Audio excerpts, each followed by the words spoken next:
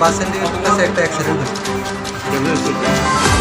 একটা অটো আর একটা ম্যাক্স গাড়ি। কয়জন হয়েছে? আহত তো একজন পাইছি আমরা। কি মহিলা নি মহিলা, নামটা কি? নাম হচ্ছে তাপসী দেবনাথ।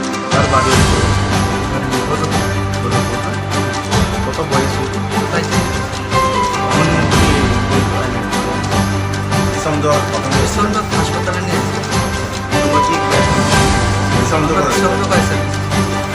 আর কেউ নাই? না আমরা তো আর কাউকে পাইছি না। মহিলা কোনখানে হয়েছে? সন্দেহ বাসের দিকে ঢুকেছে। আচ্ছা।